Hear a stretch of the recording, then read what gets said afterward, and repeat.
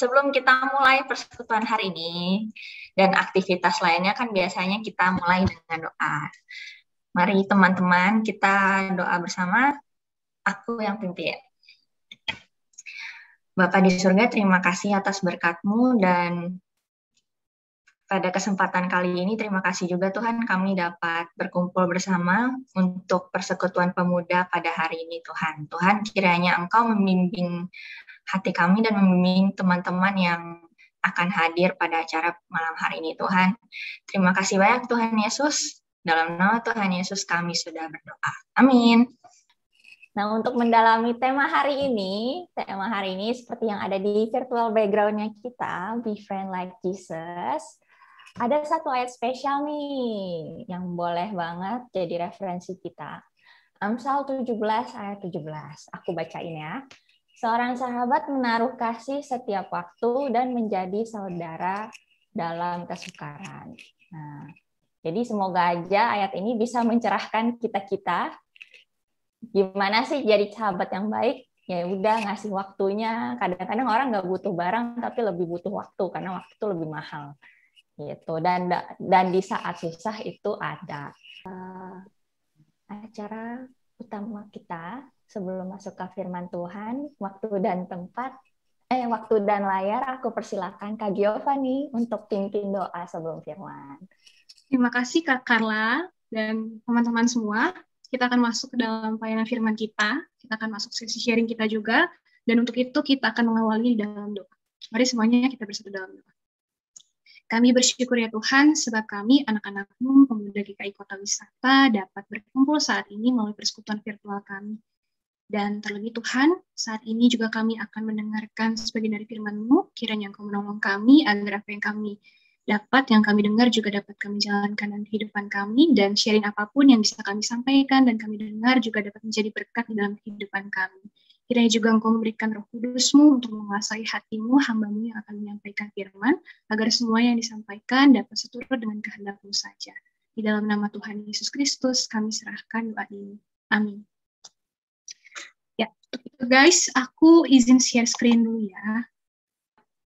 Nah, teman-teman, semuanya, aku panggil teman aja ya, merasa seumuran misalnya. Oke, kita akan seperti yang dibilang sama Kak Carla tadi ya, seperti yang di layar belakang kita ini, tema kita adalah Be a Friend Like Jesus. Mari teman-teman, untuk itu kita mau buka Alkitab kita dulu, ya, dari Yohanes 15 ayat 12 sampai dengan 17. Ya, boleh teman-teman juga melihat layar, udah aku sediakan. Aku akan membacakannya untuk teman-teman semua ya. Inilah perintahku, yaitu supaya kamu saling mengasihi, seperti aku telah mengasihi kamu. Tidak ada kasih yang lebih besar daripada kasih seorang yang memberikan nyawanya untuk sahabat-sahabatnya. Kamu adalah sahabatku, jikalau kamu berbuat apa yang kuperintahkan kepadamu. Aku tidak menyebut kamu lagi hamba, sebab hamba tidak tahu apa yang diperbuat oleh tuannya. Tetapi aku menyebut kamu sahabat karena aku telah memberitahukan kepada kamu segala sesuatu yang telah kudengar dari Bapakku. Bukan kamu yang memilih aku, tetapi akulah yang memilih kamu. Dan aku telah menetapkan kamu supaya kamu pergi dan menghasilkan buah. Dan buahmu itu tetap. Supaya apa yang kamu minta kepada Bapa dalam namaku diberikannya kepadamu. Inilah perintahku kepadamu, kasihilah seorang akan yang lain. Nah, sampai di situ pembacaan firman kita pada malam hari ini. Nah, teman-teman, ya, sudah teman-teman, dan kita akan membahas tentang teman. Oke? Nah, teman-teman, biasanya kalau yang disebut dengan teman ini kan banyak artinya nih. Ada yang bilang ada teman nongkrong, ya, teman main gitu ya, teman kerja, teman kuliah, ya, teman dalam segala hal. Ya. Mungkin teman-teman ada yang sharing, mau tambahin misalnya Kak Carla nih. Kak Carla selain teman kerja, teman main, teman sharing, teman apa lagi Kak biasanya nih? Yang sekarang kita punya nih. Oh, ada calon teman hidup. Oh, calon teman hidup. Benar ya. Teman ya. Semuanya dari teman ya. Semua dari teman. Semua dari teman, benar. Dari teman jadi nyaman. Dari teman jadi nyaman. Oke, asal dari teman jangan jadi mantan ya. Oh ya. Oke. Ada yang lain nggak? Fabian, coba selain ada teman, selain teman hidup dari Kak Carla, ada teman apa lagi sih? Teman apa ya? teman ini deh, teman seiman. Asik. Teman gereja bisa ya, teman Yeah. pelayanan. Ya, teman seiman gitu ya. Boleh. Holly udah senyum-senyum nih, teman apa nih? Tadi udah, kalau teman tapi mesra itu beda lagi ya, Holly ya. Teman dekat, Kak. Teman dekat, ada yang nggak deket, ada yang deket banget gitu ya, Holly ya. Bener. Oke. Edgar ada nggak selain teman hidup, teman gereja, teman pelayanan, ada lagi nggak? Ya, saya sebenarnya sama. Sebenarnya ini sih yang tadi dibilang sama yang lain. Yang penting teman sejati sih. Ini teman sejati. Ini udah langsung selesai kayaknya firman kita ya. Oke. Teman banyak ya jenisnya ya. Pokoknya kita berada di tempat manapun, biasanya kita punya teman ya. Itu teman. Nah, kalau kita masuk ke dalam sahabat. Jadi kalau Holly bilang ada teman dekat gitu ya. Mungkin ada batas lagi nih, teman dekat, ada lagi yang namanya sahabat.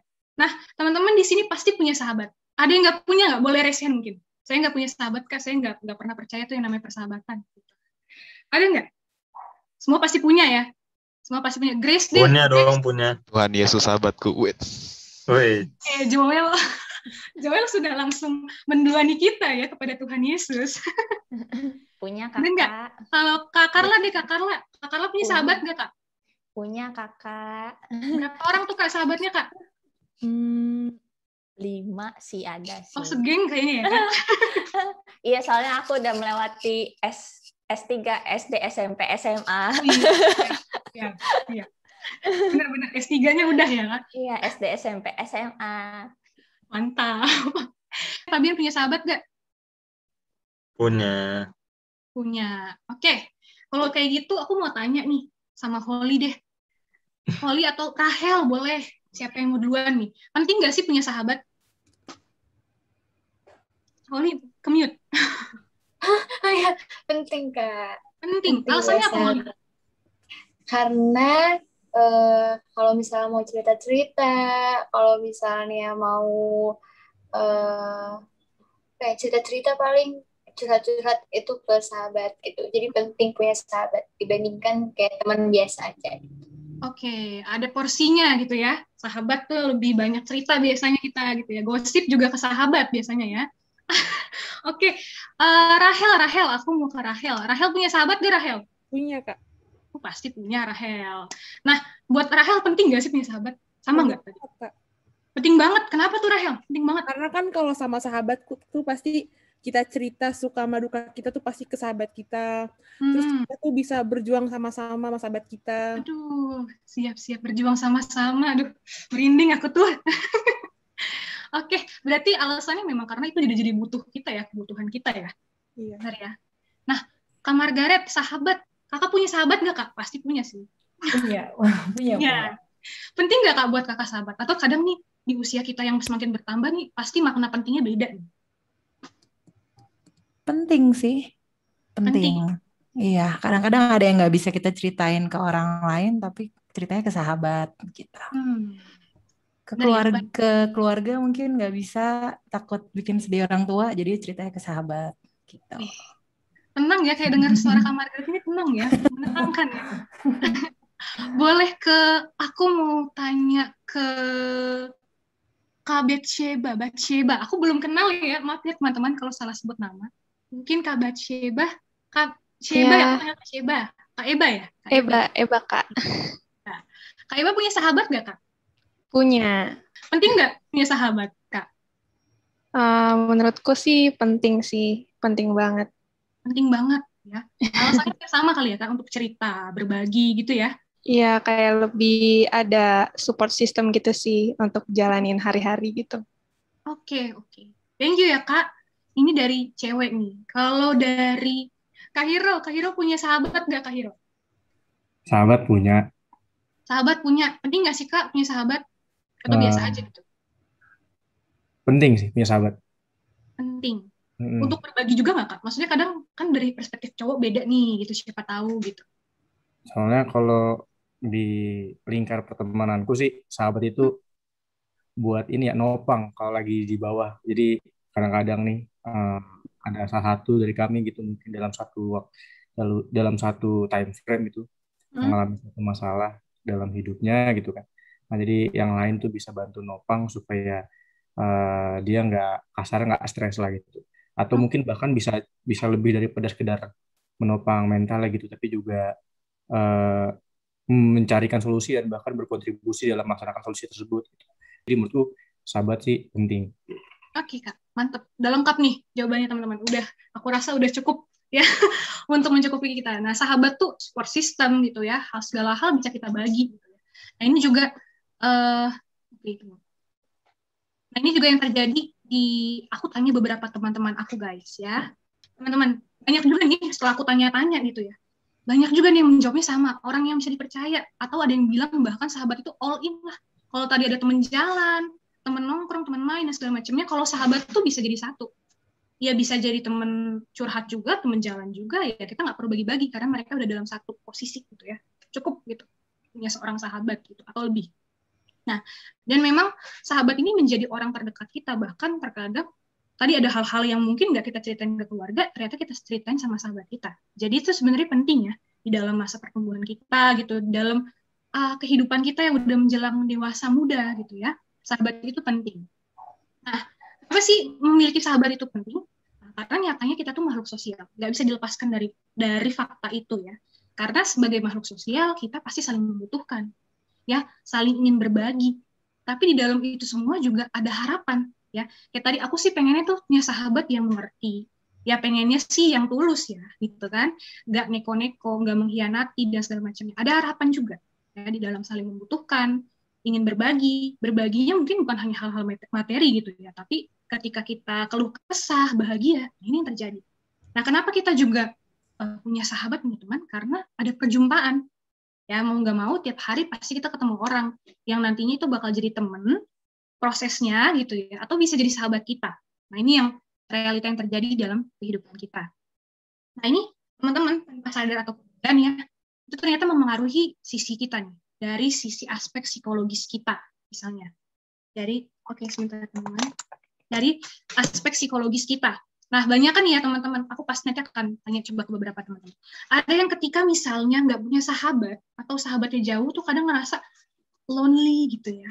Ngerasa kesepian, apalagi saat kayak gini, nggak bisa ketemu sahabat, nggak ketemu banyak orang, ya, ngaruh gitu ya. Kita akan ngerasa, aduh kayaknya diri ini tuh kesepian deh, sendiri gitu. Tugas semakin banyak, tapi teman cerita nggak ada.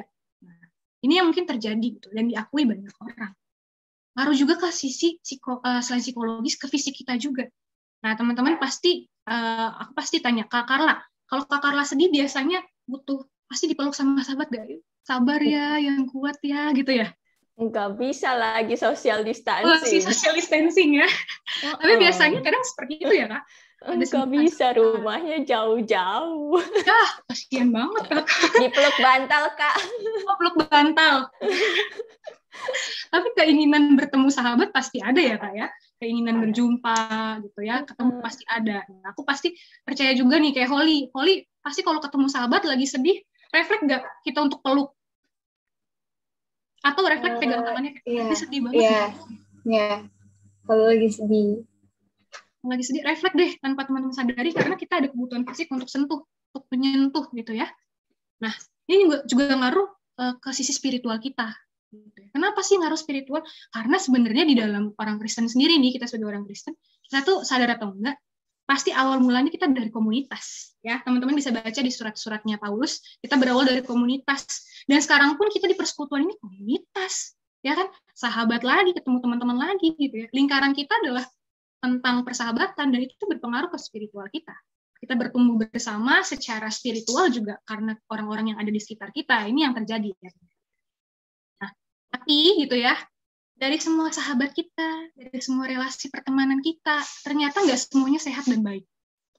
Ya, ada yang membawa dampak buruk. Amsal 18 ayat 24 katakan bahwa ada teman yang mendatangkan kecelakaan, tapi ada juga sahabat yang lebih karib daripada seorang saudara. Apa yang dibilang tadi sama Kak Margaret? Wah, aku lebih, kadang ada hal-hal yang kadang kalau ke orang tua tuh takut sedih deh.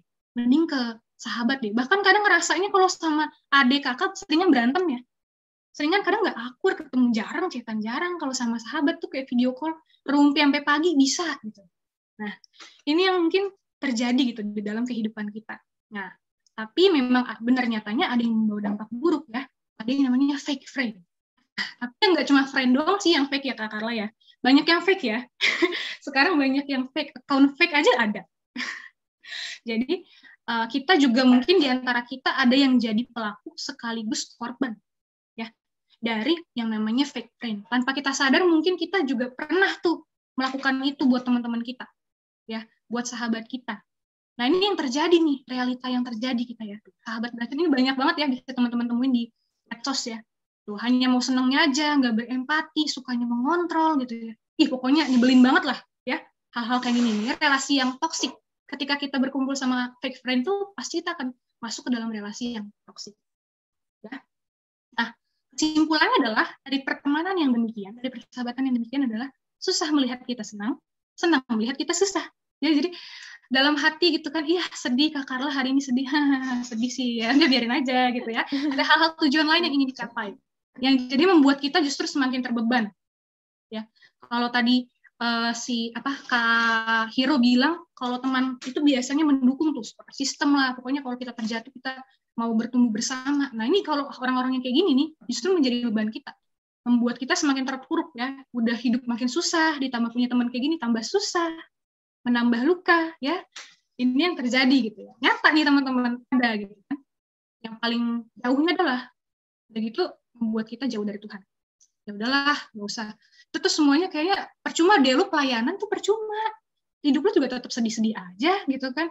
Persekutuan juga setiap Sabtu, toh juga kayaknya lu nggak ketemu kebahagiaan juga gitu kan. Nah, mungkin membuat kita juga kecewa. Masalahnya ada teman-teman yang berkhianat sama kita gitu. Yang bahkan di saat kita terpuruk pun justru mereka malah meresponnya dengan menambah gitu ya. Iya, lu juga salah sih lagian, gini. Tapi nggak ada penyelesaiannya. Ini yang terjadi. Dan situasional, hanya mencari keuntungan saja gitu. Di situasi tertentu mereka hanya ingin mendapatkan perhatian, bukan memperhatikan. Ini yang terjadi, teman-teman. Tapi nyatanya mau nggak mau ya teman-teman, kita tetap butuh yang namanya teman atau sahabat. Dan kita juga berharap bahwa sahabat kita pasti baik. Gak ada dong. Joel nggak mau dong dihianati sama sahabatnya, dihianati sama temennya, gitu kan? Gak mau dong. Gak mau. Karena itu ada baiknya setiap harapan kita, ekspektasi kita tuh kita tentukan, kita buat untuk diri kita sendiri dulu. Kita coba kontrol diri kita coba cermin diri kita sendiri. Kita udah layak belum sih disebut sahabat yang baik? Nah, kita dulu ya. Kita mulai dari diri sendiri untuk sahabat bagi orang lain. Nah, masuk ayat kita ya, Yohanes 15 gitu. Kalau kita baca dari ayat awal dari ayat 9 sampai 17, itu berbicara tentang judul perikopnya udah perintah supaya saling mengasihi. Kasih ya, mengasihi dari kata kasih. Nah, tapi nih ya teman-teman, kata kasihnya ini nggak cuma jadi kata benda atau kata sifat ya. Tuhan Yesus sendiri itu sudah menjadikan kasih ini sebagai kata kerja. Ya. Karena Yesus memberi pengakuan bahwa Bapa telah mengasihi Yesus dan Yesus mengasihi kita. Ada kata kerja, mengasihi gitu ya. Dan teman-teman kita coba pikir kembali bahwa Yesus sendiri itu sebenarnya ya, mengutip perkataan dari Pendeta Joas dulu pernah ngomong bahwa Yesus sendiri adalah jalan keterbukaan bagi Allah ya, dari jalan keterbukaan bagi manusia dari Allah. Yesus yang datang ke dunia buat menyelamatkan manusia. Ini udah jalan keterbukaan. Sehingga nih harusnya ya kita yang percaya sama Tuhan Yesus seharusnya semakin terbuka. Sebagaimana teladan kita yang membuka diri bagi banyak orang. Itu harusnya yang terjadi ya.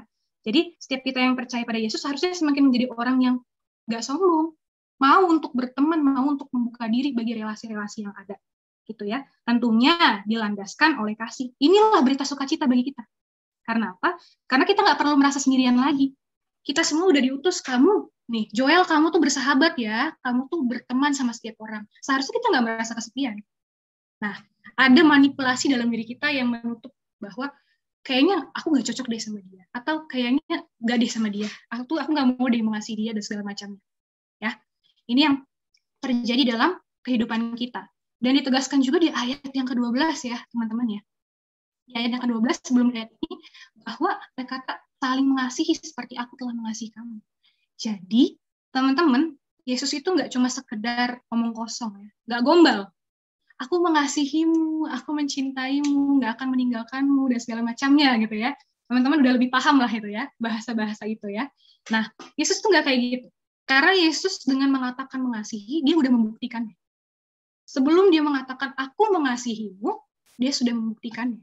Membuktikannya dengan apa? Kita lihat bahwa di sini ada dikatakan di ayat 13, tidak ada kasih yang lebih besar daripada kasih seorang yang memberikan nyawanya untuk sahabat-sahabatnya. Siapa yang dimaksud sahabatnya? Yesus. Yesus yang sudah memberikan dirinya, nyawanya, untuk kita, menyelamatkan kita. Wah, ini nggak main-main nih. Cintanya Yesus tuh nggak main-main. Jadi kalau kita yang orang-orang Kristen memanipulasi cinta kasih, wah, kita nggak tahu nih teladan kita siapa. Ya, ini nggak main-main nih Yesus gitu ya. Jadi siapa yang dimaksud adalah Yesus sendiri. Jadi Yesus di ayat 14 juga menekankan bahwa kamu adalah sahabatku jikalau kamu berbuat apa yang kuperintahkan kepadamu. Apa yang diperintahkan? Untuk mengasihi. Kasih yang sejati ada di dalam persahabatan yang sejati, yang rela mengorbankan nyawanya untuk orang-orang lain. Tapi kan nggak gampang ya. Siapa di sini Joel mau nggak sih mengorbankan nyawa demi Holly? Mau nggak Joel? Gak tahu, gak mau. Gak mau. Takut. Takut lah, gitu kan. Padahal sebenarnya care sih. Sebenarnya peduli sih. Ya sedih juga sih teman sakit gitu ya. Teman dalam keadaan susah, tapi kadang belum tentu. Bukan berarti nggak ada ya teman-teman ya. Tapi belum tentu gitu. Belum tentu. Benar nggak Kak Carla? Kak Carla mau nggak berkorban nyawa untuk sahabatnya? Mikir dulu ya Kak. Aku paling cuman mengasihi sebisa yang aku bisa. Kan Jadi ada ayatnya. Kasihilah sesamamu seperti kau mengasihi dirimu sendiri. Jadi mengasihi sesuai dengan kemampuan, ya Kak? Iya. Nah, mungkin ini juga ya. Iya, betul. Sama ini Kak, kayak yang tadi Kakak bilang kan, teman itu kan banyak nih, nggak semuanya sehat kan. Kan ada ayat yang bilang pergaulan buruk merusak kebiasaan yang baik. Jadi pilih-pilih. Pilih-pilih teman ya. Hati-hati ya. Mungkin kita lebih kayak hati-hati karena memang realitanya terjadi tuh. Teman-teman yang jahat tuh ada gitu ya. Nah, ini mungkin kalau ditanya semua di antara kita juga mikir gitu ya untuk memberikan nyawa gitu ya. Tapi ini sahabat yang sejati adalah Yesus sendiri. Nah, Yesus minta kita untuk melakukan perintahnya. Nah, kan nggak ada yang nggak mau juga lah gitu kan, mati gitu kan. Nah, mari kita lihat kembali. Ya, memberikan nyawa gitu ya bagi sahabat-sahabatnya, kita maknai sebagai menghadirkan kehidupan bagi orang lain. Nah, karena apa? Nyawa kan berarti kehidupan, ya. Di dalam kehidupan pasti kita bernyawa, dan karena itu kita menjadi sahabat ini berarti kita menghadirkan kehidupan bagi orang lain. Maksudnya gimana, Kak? Menghadirkan kehidupan bagi orang lain. Ya, jangan toksik. Jangan memutus harapan hidup orang lain. Jangan jadi batu sandungan orang lain. Jangan sampai karena semua keharapanmu, keegoisanmu merusak pertemananmu. Gitu ya. Ini ada hal-hal yang melihat bahwa kan susah Kak memberikan nyawa. Ya nggak perlu sampai memberikan nyawa. Tapi kita lihat dalam arti lain. Kita bisa menghadirkan kehidupan bagi orang lain. Bagi sahabat-sahabat kita. Bagi teman kita juga bisa. Walaupun mereka sekadar teman, jangan jadi teman yang toksik. Jangan jadi teman yang dari belakang ya katanya ya. Wah, teman makan teman. Ya, betul. Nah gitu kita udah tahu apa yang baik, apa yang enggak. Nah, tapi kadang kita masih lakuin itu. Nah, ini yang terjadi gitu di dalam kehidupan kita. Mau nggak mau, inilah faktanya gitu ya. Ini fakta yang terjadi. Dan selain itu kita juga bisa menjadi sahabat tuh berarti buat orang lain juga yang belum kita pernah kenal gitu ya. Kita bisa misalnya saat kita nggak tahu orang-orang punya masalah atau enggak. Tapi misalnya saat kita lagi jalan, kita ngeliat orang lain, kita tersenyum misalnya. Orang lain udah ngerasa bahwa, oh ada ya yang bisa tersenyum sama saya. Mungkin dia lagi ada masalah. Tapi kita bisa memberikan kehidupan. Kita bisa melihat bahwa hidup ini masih terlalu panjang untuk diakhiri misalnya. Ada yang masih Tuhan berikan kepada mereka. Nah itu terjadi ketika kita bersahabat dengan orang lain. Ya, dan Yesus sendiri juga mengharapkan kita melakukan demikian. Di dalam persahabatan kita dengan Yesus, Yesus memang mengharapkan hal itu. Tapi Yesus nggak cuma berharap, nggak cuma ngomong harapan doang, dia sudah melakukan itu dalam dirinya. Ini nih yang menjadi garis besar kita. Penting gitu ya. Nah, ini juga kita melihatnya bahwa kita mulai dari sikap rendah hati. Kenapa sih mulai dari sikap rendah hati? Nah, teman-teman mungkin ingat bagaimana Tuhan Yesus membasuh kaki para murid. Bagaimana seorang Tuhan Yesus gitu. Jadi mau di bawah, bahkan menyentuh kaki. Kita boro-boro, males nyentuh kaki si Joel, bawah, nggak mau, gitu kan? Nggak mau merendah, nggak mau bersahabat, gitu ya. Nah ini yang Tuhan Yesus sudah teladankan buat kita. Ya, ada kata rendah hati. Ketika kita melakukan semuanya dengan rendah hati, ya maka kasih itu sendiri menjadi nyata, menjadi tulus. Nggak jadi cuma kasihan, ya, tapi memang tulus, gitu ya. Karena kita rendah hati. Kita membuka diri kita untuk bisa membangun relasi dengan orang lain ya, dengan dasar rendah hati. Nah, selain itu gimana? Mohon pertolongan dari Tuhan. Mungkin untuk menjadi sahabat yang perfect itu, wah kayaknya bakal jadi angan-angan kali ya, Kak. Susah gitu ya. Nah, nggak susah juga. Dibilang susah, ya nggak susah juga, tapi dibilang gampang, jangan digampangkan. Ya, jangan digampangkan. Karena itu kita mohon pertolongan Tuhan. Kenapa maksudnya mohon pertolongan Tuhan? Mungkin ya teman-teman, kita nggak bakal terhindar dari sakit hati. Ya, pernah nggak sih Kak Carla sakit hati sama sahabat sendiri?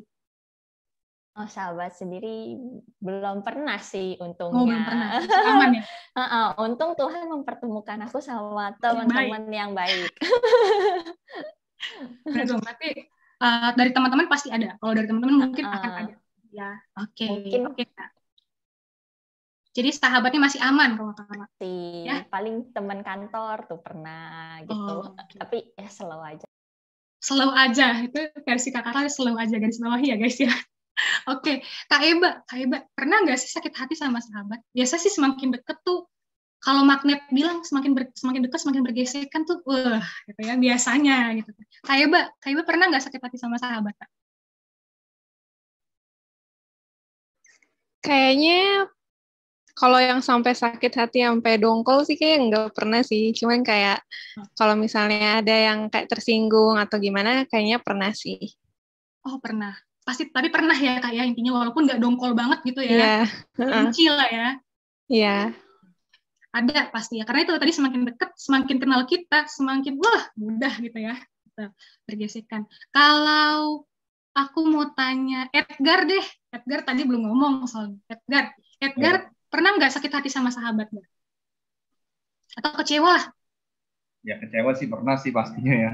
Sering apa ini kan? Nggak? Nggak sering kan? Ya nggak sering sih, tapi ya pasti pernah aja gitu. Kecewa. Oke, pasti pernah. Kalau Joel gini, Joel kan hidupnya kayak bahagia banget nih. Joel, pernah nggak nih tersakiti oleh sahabat? Pernah kali. Pernah gitu ya, ada rasa pernah gitu. Tapi ya. Senyumin aja. Oke, Kak Carla tadi bilang santuy aja, yang kedua senyumin aja ya guys ya. Oke, aku mau kenal Kak Matias. Aku belum kenal nih, jadi aku sebut nama. Kak Matias. Oke, cek dulu. Oke, halo Kak. Kakak pernah disakiti sahabat nggak Kak? Tersakiti lah gitu. Pernah. Wah, apa tuh Kak? Apa tuh Kak? Jangan kepo ya. Tapi pernah sampai dongkol banget atau biasa aja Kak? Ya biasa aja, memaafkan aja. Wis, ini sudah langsung ini ya guys. Oke Kak, thank you ya Kak. Oke. Nah, jadi memang mungkin tadi ada yang bilang biasa aja sih Kak. Ya kesel mah ada gitu, tapi ada juga yang mungkin punya pengalaman pahit gitu ya. Nah, karena memang saat kita menggunakan kasih gitu, saat kita mengasihi, ya nggak semuanya emang akan berbalas dengan kebaikan ya teman-teman. Mungkin ketika kita berniat, kita sudah punya tekad untuk mengasihi, di dalam kita tindakan itu juga akan ada luka, mungkin ya. Karena nggak semuanya hal baik itu akan dibalas dengan kebaikan, tapi mengasihi itu menjadi panggilan kita. Kita mungkin secara tidak langsung tidak ada hak untuk menghakimi sebenarnya. Nggak ada yang bisa mengatakan bahwa Joel paling berdosa. Nggak bisa dimaafin pokoknya, gitu kan? Ataupun sebaliknya. Gitu. Nah, di sini adalah tugas kita ya mengasihi yang kita bisa, gitu kan? Jadi ya tadi mungkin ada beberapa teman-teman yang ngomong, ya udah selesai masalahnya di situ, gitu. Walaupun memang ada yang bilang intensitasnya ya berkurang sih, tapi jangan sampai memperdalam luka itu, gitu ya. Nah, itu yang terjadi. Tapi kita penting adalah memohon pertolongan Tuhan. Kalau kita ngerasa sakit hati, tetap teman-teman ya. Sahabat tuh mungkin ada di nomor 2, 3 gitu setelah keluarga, setelah diri kita gitu kan. Mungkin setelah pacar kita dan segala macamnya. Tapi ingat, Jangan sampai kita mengasihi sahabat kita gitu ya, melebihi juga. Kita tetap harus mengasihi Tuhan. Karena ketika kita sedih, ketika kita nggak, mungkin sahabat kita nggak paham, kita cuma bisa ngomong sama Tuhan. Dan Tuhan nggak bakal nyampein ke siapapun gitu kan.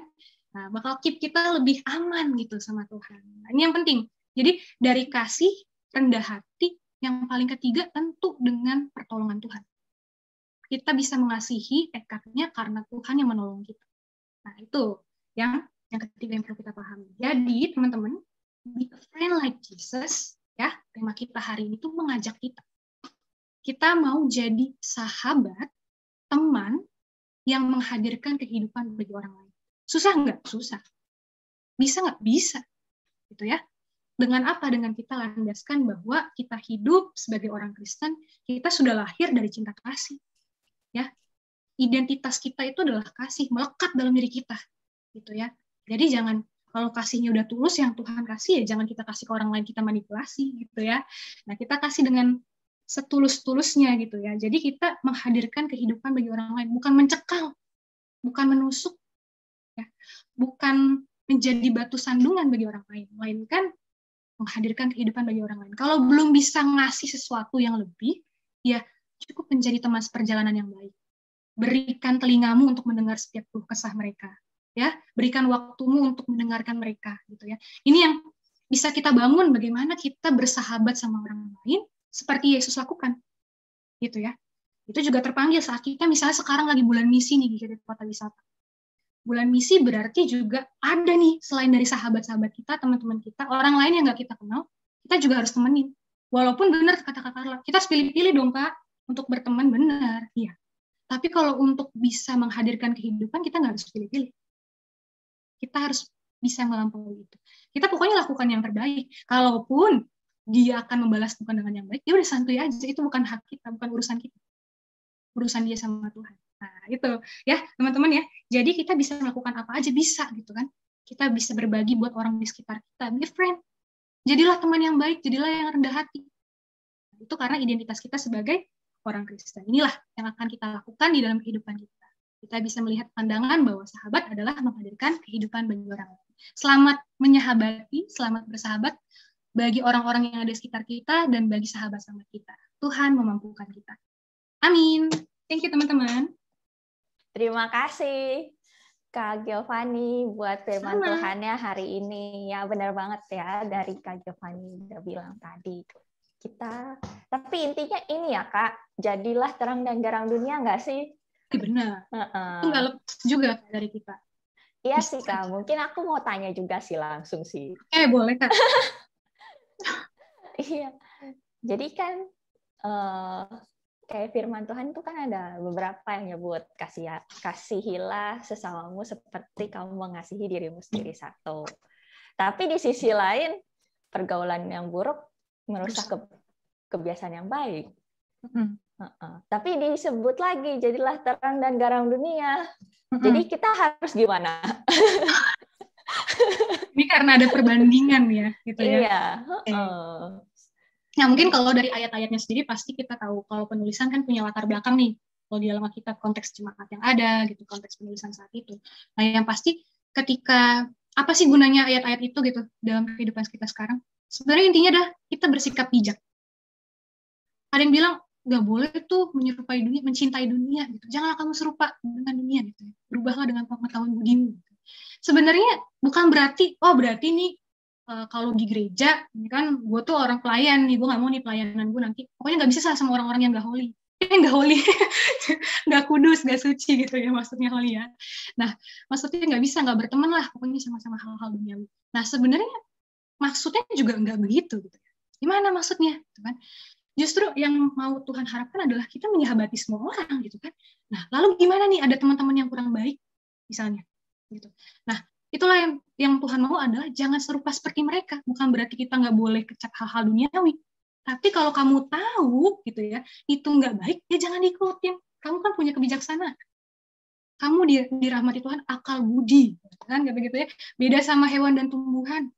Yang nggak ngerti mau dipukul gitu ya, dia nggak ngerti apa-apa, nggak sopan, bahaya dia kalau ngomong kayak gitu, ya kan? Jadi kita dibekali akal budi, kita diberikan hikmat sama Tuhan, bahkan seiring berjalannya waktu gitu ya, semakin dewasa gitu kan, kita bisa pilah nih. Ini kayaknya untuk sekarang oke sih, tapi untuk kedepannya kalau teman kayak gini kayaknya nggak bisa. Kita harus punya planning yang lebih misalnya gitu. Pasti kita udah pandai gitu aturnya.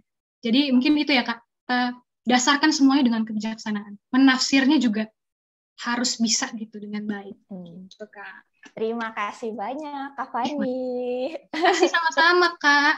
Ada yang lain mungkin? Ada yang lain mungkin. Atau dari Kak Ari, dari Kak Yudi gitu, ada yang mau sharing mungkin, atau mau menambahkan gitu kan, dari pengalaman hidup Kak, biasanya kan lebih banyak, lebih berpengalaman gitu. Umurnya lebih banyak gitu ya. Pesan-pesan. Ya, kalau saya kan itu ini aja, kedahuluan aja ada di bumi ini dibanding kalian, itu aja. Iya Kak, benar faktanya gitu Kak. Tapi siapa ya, tahu. Tapi gini ya, kalau masalah temen ya, sebenarnya kalau temen itu kan berapapun usia kita sebenarnya tidak membatasi kita punya best friend atau mungkin soulmate atau mungkin orang yang kita jadikan kalau tadi yang ada yang bilang itu sebagai apa namanya ya, pemberi semangat gitu ya. Apapun dimanapun titik usia kita tuh sama. Kalau teman-teman kan masih tahap kuliah mungkin atau mungkin sudah ada yang kerja tapi mungkin masih pemula, pasti di dunia kerja pun pasti kita ada lah yang kita akrab gitu ya, yang jadi teman kita gitu ya. Tapi kadang-kadang ya gitu, saat kita mungkin pengalaman saya lah ya waktu dulu masih kuliah sampai yang sekarang aja kali ya, sekarang itu udah kelamaan sekali, tapi sahabat saya ini sampai sekarang pun udah masih jadi sahabat dari masa kuliah ya.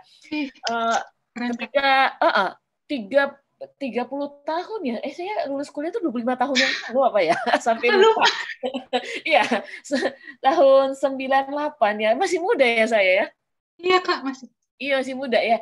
Jadi aku sangat menikmati namanya kita punya fellowship ya, punya teman di dalam persekutuan. Dulu saya kebetulan aktif di persekutuan kampus, jadi bagaimana sih kita waktu jalanin hari-hari apalagi di rantau ya, jauh dari orang tua, anak kos gitu ya. Jadi kita tuh butuh sekali support dari teman-teman yang di lingkarannya kita gitu loh. Aku masih ingat waktu itu ada kakak KTB-ku ya, kakak rohaniku itu dia selalu mengatakan bahwa terlepas kita ngomong sahabat terbaik itu dari Yesus ya, tapi dia bilang kalau kita di lingkungan yang benar, misal kalau di kampus namanya PMK ya, persekutuan kampus ya, kalau di gereja mungkin kita pemuda kayak forum kita ini, kita dalam lingkungan yang benar, sehat gitu ya, itu akan membentuk kita sebenarnya, membentuk kehidupan kita gitu ya, cara kita berpikir, cara kita meresponi kondisi yang ada di sekitar kita gitu ya. Nah, karena di lingkungan itulah kita dibentuk dengan dengan berbagai hal ya. Walaupun ada yang bilang ya besi menajamkan besi gitu ya, orang menajamkan orang. Ada gesekan pasti, kayak tadi yang dibilang ada pasti gesekannya. Ya pasti. Kalau kita tidak bersahabat enggak akan ada gesekan, teman-teman. Benar nggak sih? Kalau masa kita mau gesekan dengan orang nggak kita kenal kan nggak mungkin. Tetapi percayalah, gesekan itu atau teguran itu biasanya itu dari kalau seorang sahabat yang benar ya buat kita ya, itu adalah satu tanda kutip ya, itu adalah sebuah masukan buat kita ya, yang membentuk kita seperti itu ya. Nah, masa-masa waktu kuliah itu ya banyak tantangan, banyak hambatan gitu.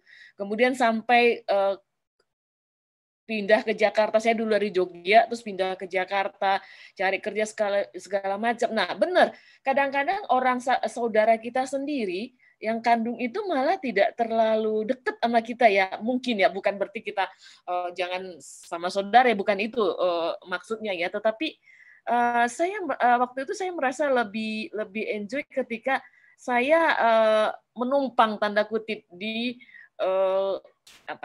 rumah kontrakan dari sahabat satu KTB saya ya. Jadi waktu itu dia duluan ke Jakarta, dia udah kerja, kemudian saya numpang di dia, dan itu ada sharing tiap malam kita doa gitu ya supaya ya saling menguatkan gimana cara dapat pekerjaan gitu ya, bagaimana sih menghadapi Jakarta yang luar biasa gitu ya.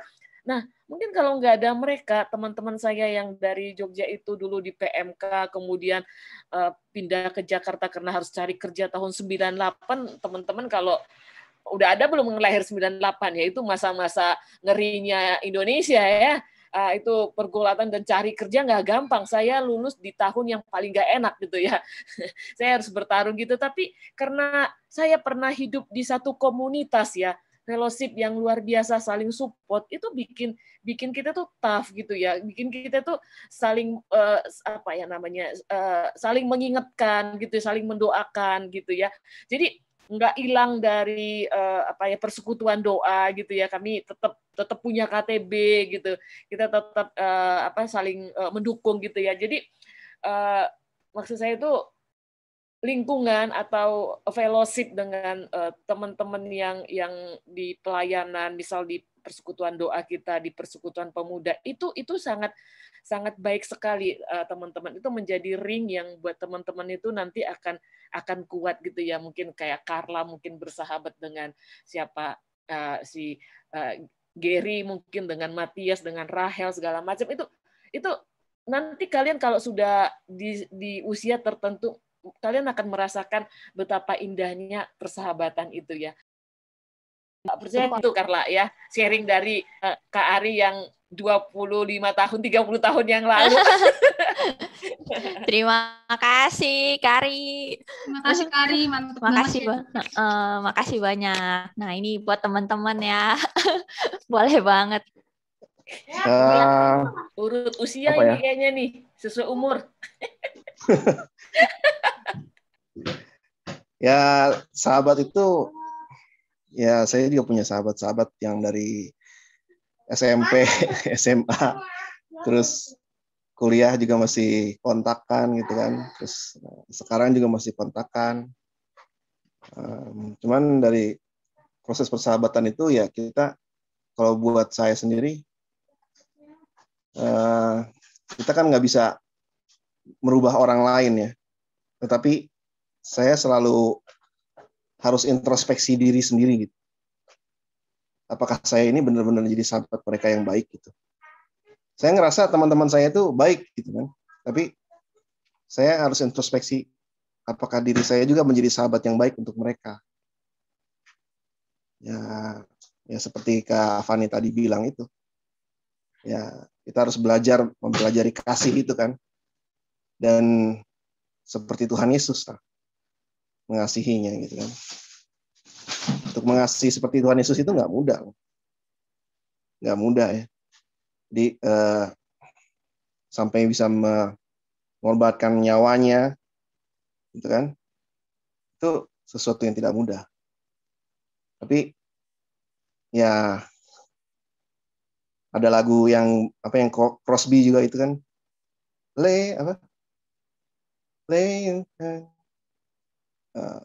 when you're not strong, lean on me. When you're not strong, I'll be your friend. Ya kata-kata di situ juga, saya pengen jadi sahabat buat kamu loh. Ketika kamu butuh seseorang untuk ada di samping kamu, nah saya pengen mau jadi sahabat kamu itu.